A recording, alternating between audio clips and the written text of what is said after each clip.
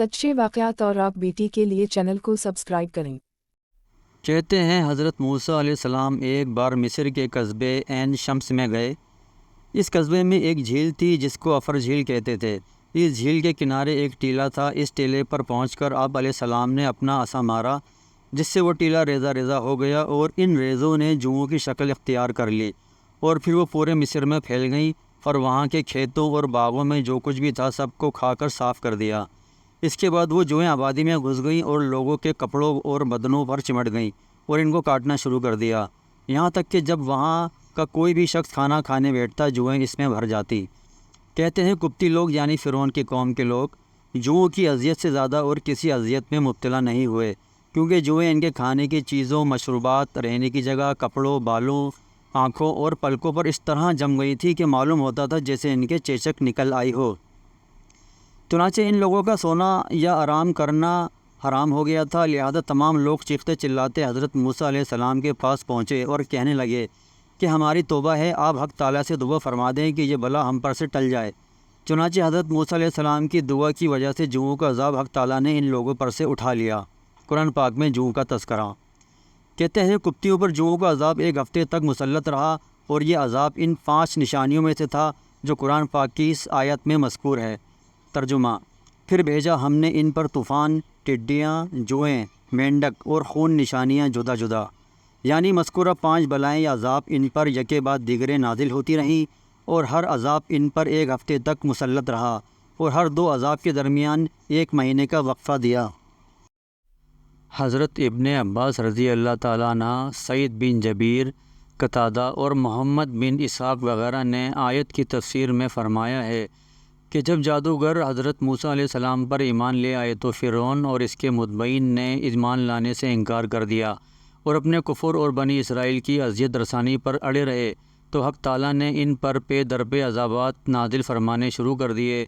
चुनांचे इन पर रब ताला ने बारिश का तूफ़ान नाजिल फरमाया। कुप्तियों और बनी इसराइल के मकानात एक दूसरे से मिले हुए थे, मगर तूफ़ान का पानी सिर्फ़ कुप्तियों के मकानात में दाखिल हुआ और बनी इसराइल के मकानात पानी से महफूज रहे। चुनांचे पहले इनको कहत और फलों की कमी में मुब्तला किया गया।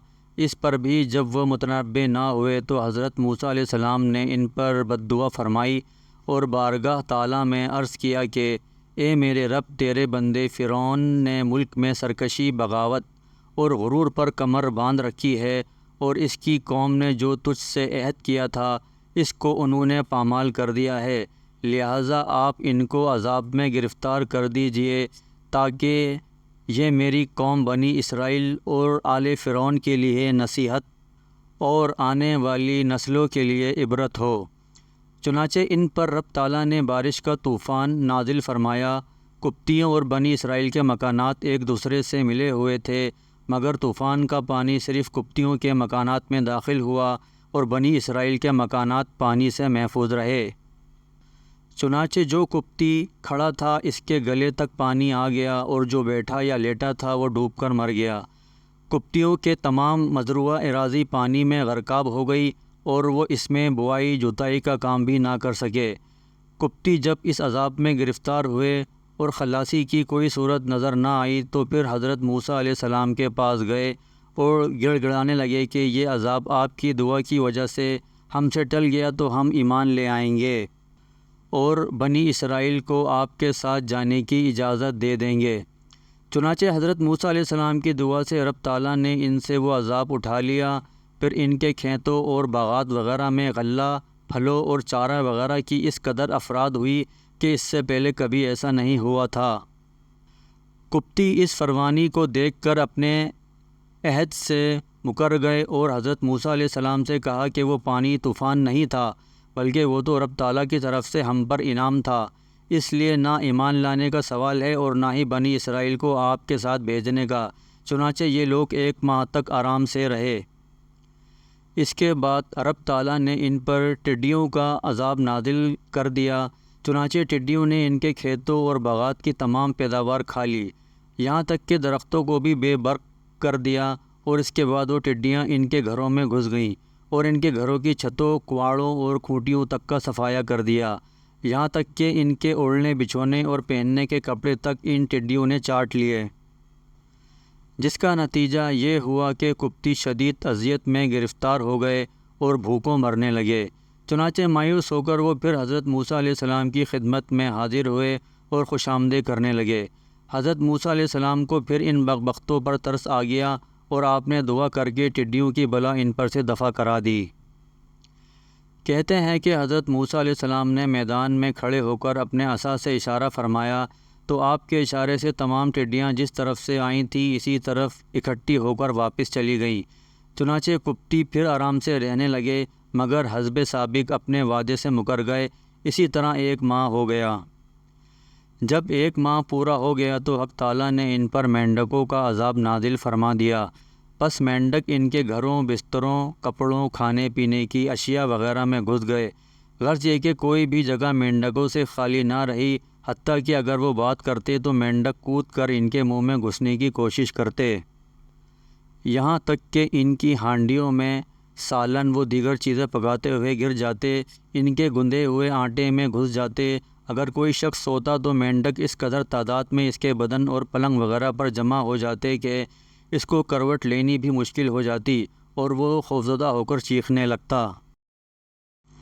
چنانچہ جب تمام قبطی عاجز آ گئے اور کوئی راہ نہ پائی تو ان کو پھر حضرت موسیٰ علیہ السلام کی یاد آئی اور وہ روتے چلاتے اور گریہ بزاری کرتے ہوئے حضرت موسیٰ علیہ السلام کی خدمت میں حاضر ہوئے اور پہلے کی طرح التجا اور وعدہ کیا۔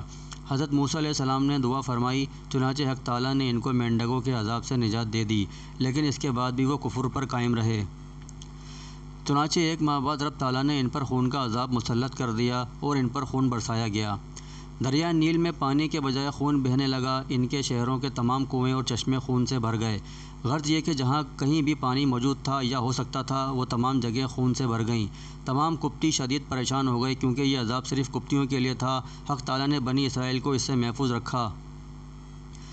چنانچہ جب قبطی پیاس سے تڑپنے لگے تو فرعون کے پاس گئے اور اس سے کہا کہ ہم کیا کریں، ہم سخت اذیت میں ہیں، ہمارے لیے پانی کا انتظام کریں۔ فرعون جو کہ خود اسی عذاب میں مبتلا تھا کہنے لگا کہ تم پر جادو کیا گیا ہے، نعوذ باللہ یہ جادو بے شک موسیٰ علیہ السلام نے کیا ہے۔ پھر اس نے بنی اسرائیل کی ایک عورت کو طلب کیا۔ بنی اسرائیل اس وقت فرعون کی قید میں تھے، اور ایک قبطی عورت کو بلایا اور ایک برتن میں بنی اسرائیل کی عورت سے پانی بھروایا۔ چنانچہ جب بنی اسرائیل کی اس عورت نے پانی بھرا تو وہ خون میں تبدیل نہ ہوا بلکہ پانی ہی رہا۔ فرعون نے قبطی عورت سے کہا کہ وہ اس برتن سے پانی پی لے، مگر اسے بنی اسرائیل کی عورت کے ہاتھ سے۔ چنانچہ جیسے ہی قبطی عورت نے برتن کو ہاتھ لگایا اور پینے کے ارادے سے برتن کو اپنی طرف جھکایا تو فوراً اس کی طرف کا پانی خون بن گیا، جبکہ بنی اسرائیل کی عورت کی طرف کا پانی خون نہ بنا۔ غرض کہ قبطیوں نے بہت کوشش کی کہ کسی طرح بنی اسرائیل کے ہاتھوں سے یا تعاون سے ان کی پیاس بجھ جائے، مگر وہ کامیاب نہ ہو سکے، کیونکہ جیسے ہی وہ بنی اسرائیل کے لوگوں کو پانی لانے اور پلانے کا حکم دیتے تو وہ پانی خون بن جاتا، جبکہ بنی اسرائیل کے لیے وہ پانی ہی رہتا۔ چنانچہ ایک قبطی عورت جو کہ پیاس سے بہت بیتاب تھی، اس نے بنی اسرائیل کی ایک عورت کو حکم دیا کہ وہ اپنے منہ میں پانی بھرے اور پھر وہ پانی اس کے منہ میں منتقل کر دے۔ چنانچہ بنی اسرائیل کی اس عورت نے برتن سے پانی کا گھونٹ بھرا اور اس پانی کو بطور کلی قبطی عورت کے منہ میں منتقل کیا، لیکن جیسے ہی وہ پانی قبطی عورت کے منہ میں گیا خون بن گیا۔ ادھر فرعون بھی پیاس کی شدت سے پریشان ہو گیا۔ چنانچہ جب وہ ہر طرف سے پریشان ہو گیا تو درختوں کی ہری ٹہنیوں اور ڈنٹھلوں کو چبانے لگا تاکہ اس میں سے موجود تری سے کچھ تسکین ہو، مگر ان ٹہنیوں وغیرہ سے وہ سوائے نمک اور کھار کے کچھ بھی حاصل نہ کر سکا۔ چنانچہ 1 ہفتہ ایسے ہی گزر گیا، حالت دگرگوں ہو گئی تو پھر موسیٰ علیہ السلام کے پاس آئے اور کہنے لگے کہ آپ ہمارے لیے دعا فرمائیے تاکہ ہم کو اس عذاب سے نجات ملے، ہم آپ پر ایمان لائیں گے اور تمام بنی اسرائیل کو چھوڑ دیں گے۔ چنانچہ موسیٰ علیہ السلام نے دعا کی اور حق سبحانہ و تعالیٰ نے دعا قبول کرتے ہوئے ان پر سے خون کا عذاب ہٹا دیا، مگر اس کے بعد بھی قبطی اپنے وعدے سے ہٹ گئے اور ایمان نہ لائے۔ ابن جبیر فرماتے ہیں کہ قبطیوں پر مذکورہ 5 عذاب کے بعد حق تعالیٰ نے طاعون مسلط کر دیا تھا۔ چنانچہ اس بیماری سے صرف ایک دن میں 70,000 قبطی ہلاک ہو گئے تھے۔ حضور صلی اللہ علیہ وآلہ وسلم کا ارشاد ہے کہ طاعون ایک عذاب ہے جو کہ بنی اسرائیل یا تم سے پہلے کسی دوسری امت میں بھیجا گیا تھا۔ لہٰذا اگر تم سنو کہ کسی شہر میں طاعون پھیل رہا ہے تو اس شہر میں مت جاؤ، اور اگر تم اس شہر میں ہو تو وہاں سے بھاگو نہیں۔ چنانچہ جب تمام حجتیں پوری ہو گئیں تو بحر کلزم میں غرقابی کا آخری عذاب آیا۔